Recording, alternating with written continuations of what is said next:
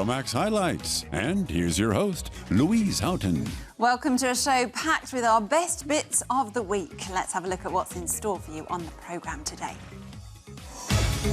On the Vine, a new wine museum opens in France. On the Road, take a nostalgic sightseeing tour of Berlin. And Under the Alps, the world's longest rail tunnel in Switzerland. And we start the show with a daredevil acrobat by the name of Flavio.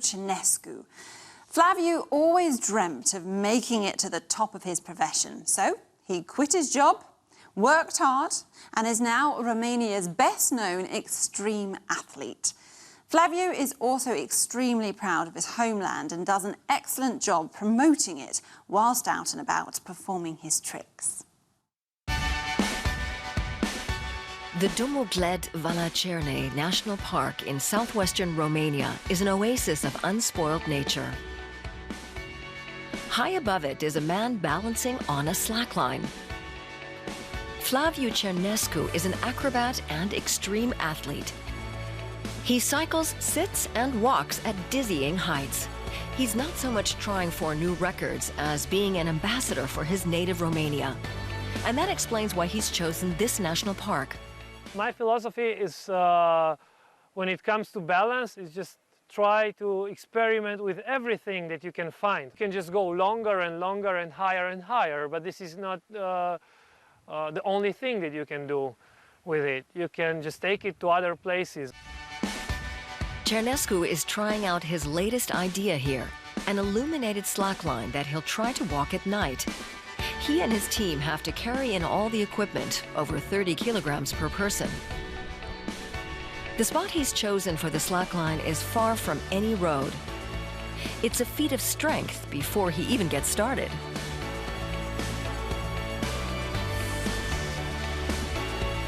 Doing a high line at night is hard because most of the balance comes from your vision. So when you can't see much, when you can't see the anchors, it's harder to keep your posture, to stay vertical.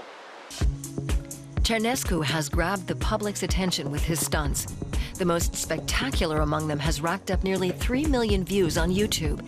His ascent of an old industrial smokestack, Romania's second highest structure. He balanced atop the 280-meter-tall chimney with no safety nets or lines.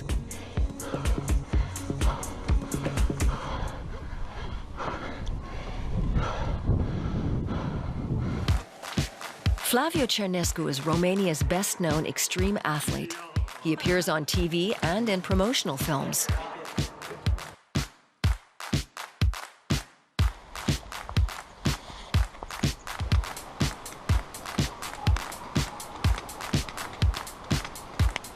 In 2014, he rode through his home region on a unicycle for a documentary titled Transylvania Dragon, covering over 2,500 kilometers and showing off his acrobatic skills at various spots along the way. He quit his job as a programmer to take part in the film and to pursue his dream, even though it meant a cut in his earnings. In order to do something really good in life, you have to focus on it. You have to give yourself to that particular thing. So for exploring my sport and for living an adventure life, you have to be free. You have to have more time for that. In the national park, his team sets up and makes the final preparations for the lighted line. The slackline's webbing is wrapped with reflective tape, so Flavio Cernescu can see it in the dark. The first tests are run in daylight.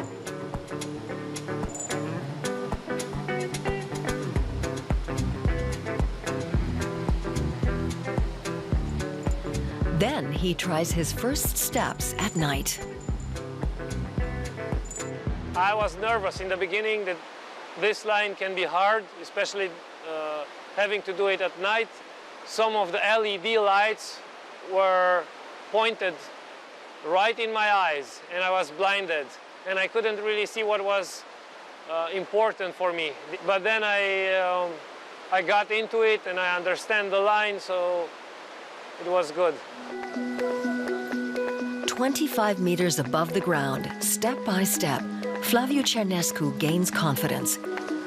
After all, it's just a question of nerves of steel and perfect balance.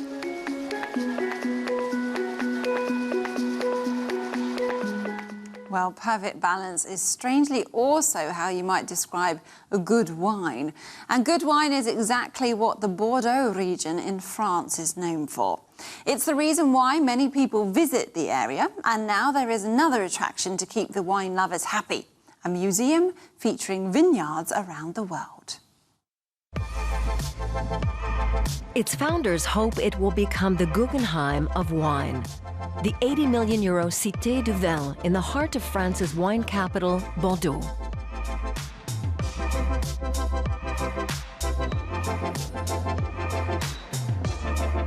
This week, the exhibition inside the building opened to the public.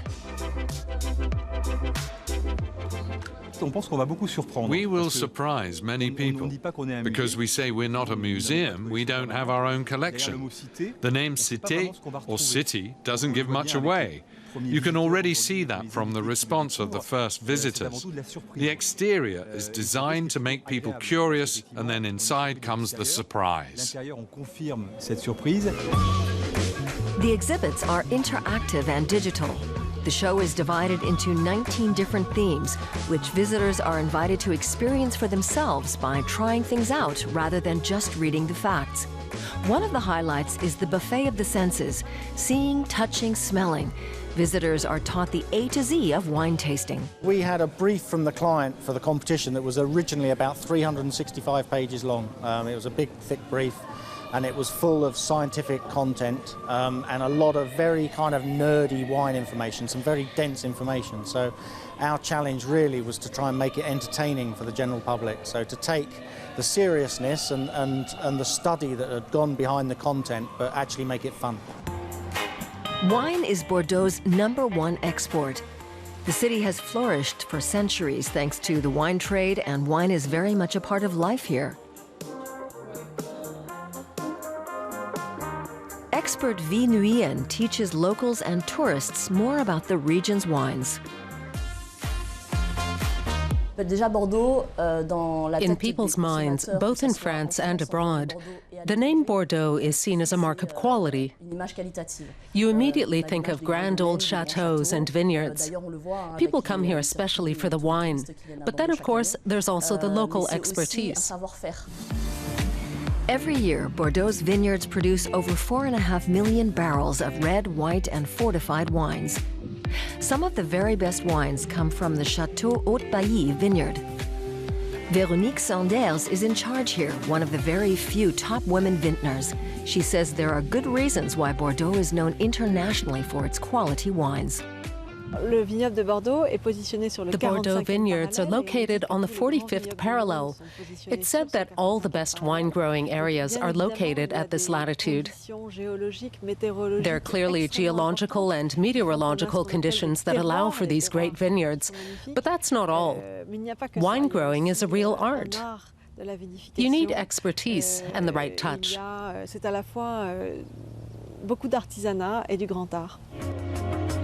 The Château Haute-Bailly uses old traditional methods for producing its wines, most of which are exported. But the work of the vintners has nevertheless changed over time. These days, they don't just make wine in dark cellars, they also explain their work to visitors.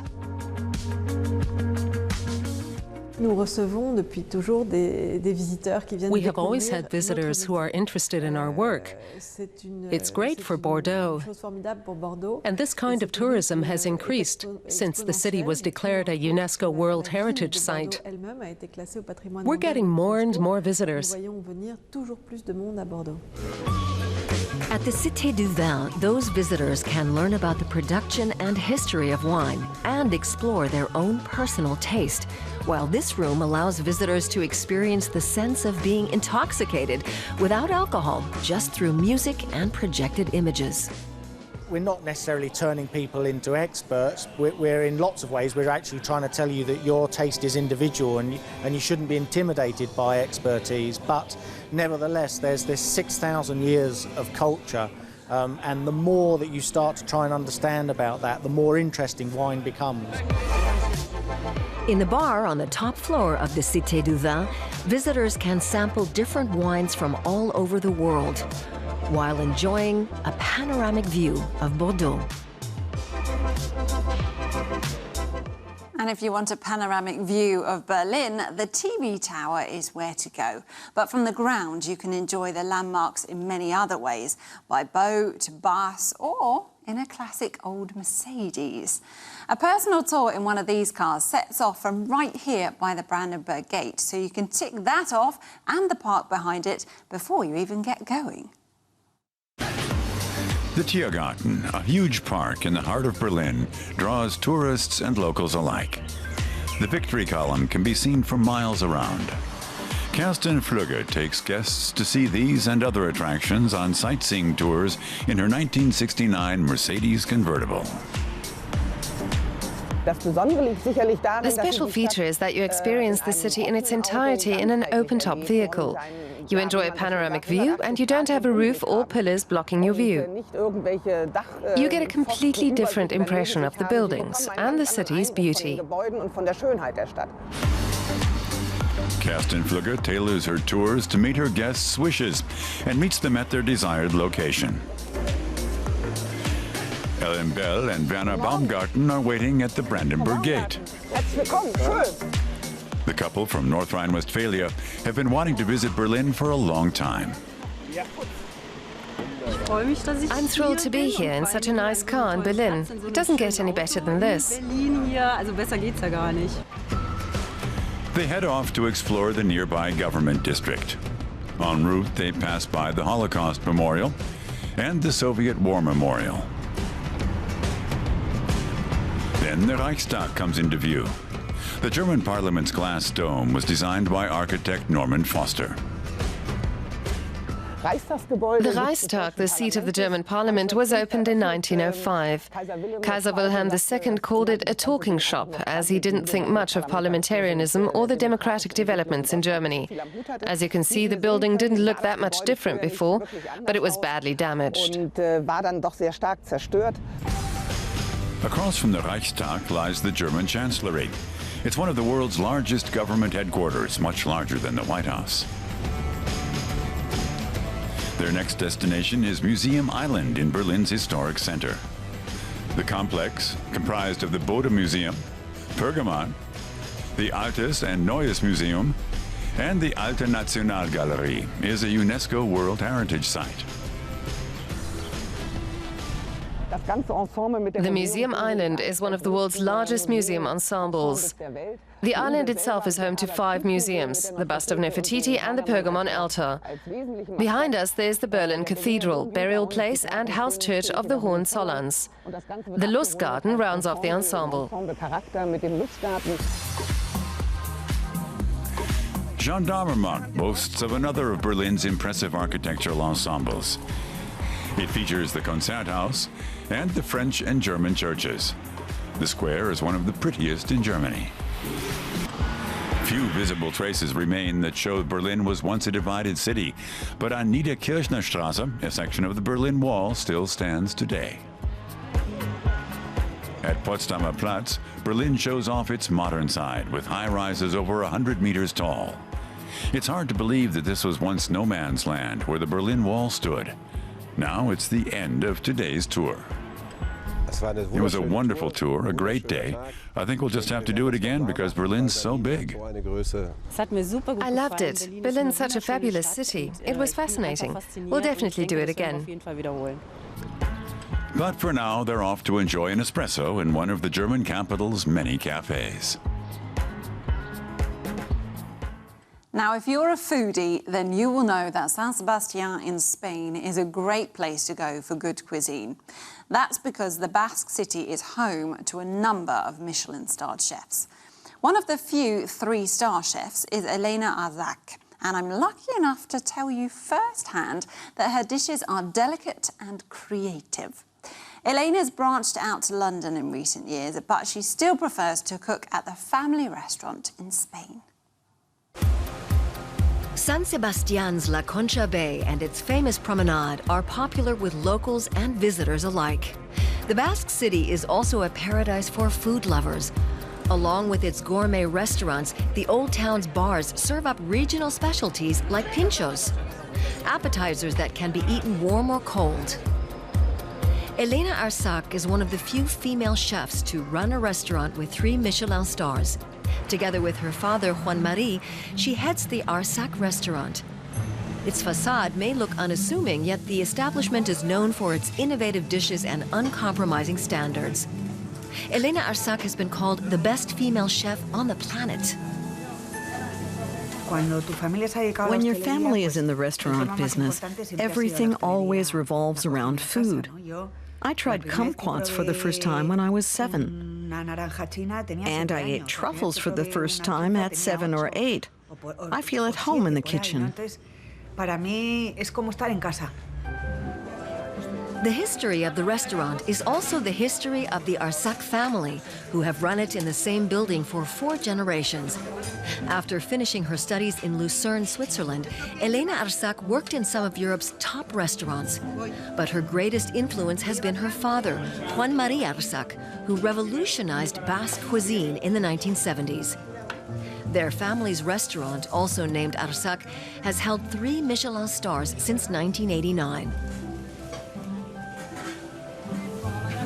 Innovative and creative are words often used to describe the Arsac's cooking style. The Arsac cuisine is a cuisine with Basque roots. But that doesn't mean that we don't care about the present and current tastes. As with traditional dishes, all our ingredients are regional. That's a tradition we must uphold. But beyond that, it's a very creative cuisine, an evolutionary or avant-garde cuisine that at the same time remains very down to earth.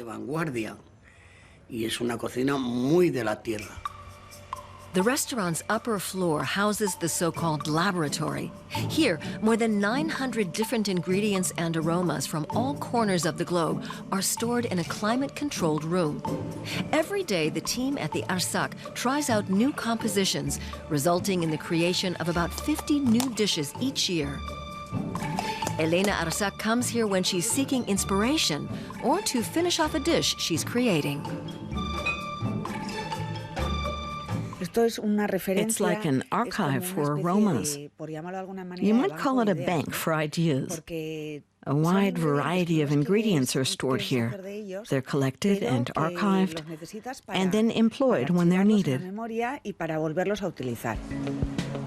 Basque cuisine is strongly influenced by the region's proximity to the sea. Fish and seafood dishes are served up in many different variations.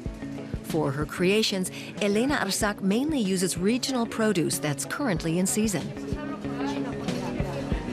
The gourmet chef likes to select the produce herself and chats with locals. Elena Arsac is well known in San Sebastian.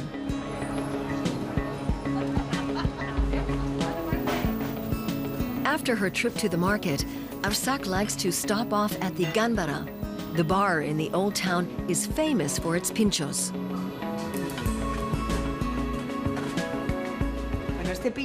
This here is a special local pincho called Changuro a la Donostiara, or San Sebastian crab tarts.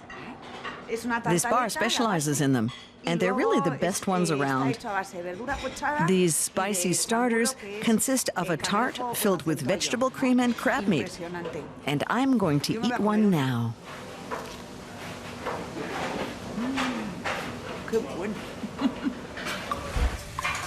For Elena Arsac, cooking isn't just a profession, it's her calling. The mother of 2 often works in the restaurant until midnight. Her life revolves around the Arsac and her home city, San Sebastian. I was born in San Sebastian and lived here until I was 18.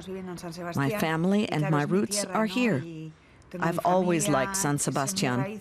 I lived abroad for 6 years, but I wanted to return to my roots. Elena Arsac loves to experiment, but still remains faithful to her culinary roots with her spirited cuisine. Now, to finish the show, we head down under. Not to Australia, I'm afraid, but to underneath one of the Alpine mountains. The new Gotthard-based tunnel has just been completed, not only a year ahead of schedule, but also within budget. There were many reasons for the building of the new tunnel, and photographer Marcus Buller-Rasum has been documenting its progress every step of the way. At its northern end, the world's longest railway tunnel begins in the canton of Uri, in the heart of the Swiss Alps. The Gotthard-based tunnel passes 57 kilometers through the mountains under 2,300 meters of rock. Swiss photographer Marcus Buller-Rasum has followed the project closely. He's long been fascinated by this entire region. I love this area for its ruggedness.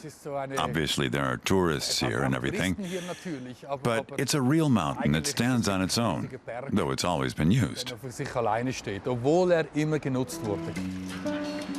For his latest book, he photographed the Gotthard region, as well as the new tunnel and 57 people whose lives have been affected by the project.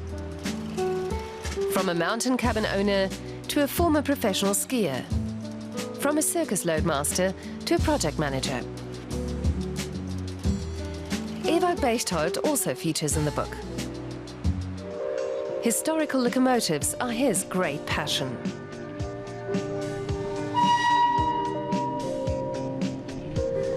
Over the past year, he's been carrying out test runs through the new Gotthard tunnel.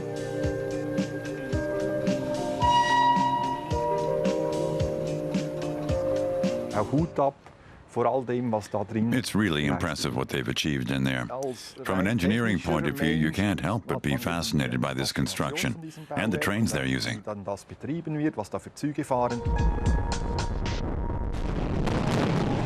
For 17 years, construction workers dynamited and bored their way through the rock, building the tunnel in its place.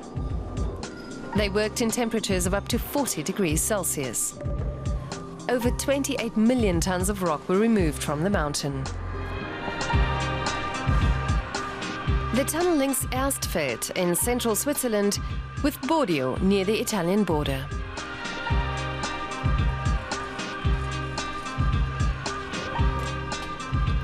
Even for an experienced train driver like Ewald Bechtold, the project is one of a kind. When you're in the tunnel as a small human being, you appreciate the huge dimensions and the high temperatures. We have to be aware that when we're driving through, it's not a normal route. Many people in Switzerland are proud of the engineering achievement. Even in Erstfeld, the northern entrance to the tunnel, where locals followed every phase of construction and sometimes suffered as a result. It's fitting for our modern age, advanced, sustainable. I suffered from all the dust and noise. It'll certainly be easier getting to the south. And for passenger transport, getting to Bellinzona in 15 minutes would be great. The tunnel will be used by both passenger and freight trains. The journey to Italy will be cut by 25 minutes. The Gotthard-based tunnel will bring Europe a little closer together. Marcus Buller-Rasum also believes the tunnel is a good thing and hopes it will benefit the region.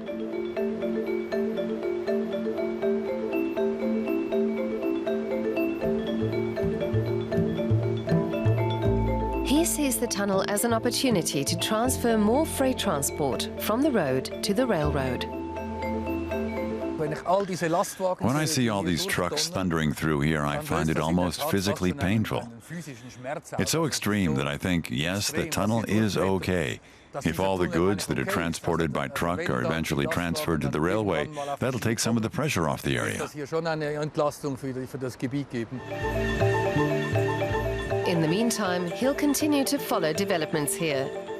He plans to keep returning to the Gotthard area to record the changes with his camera.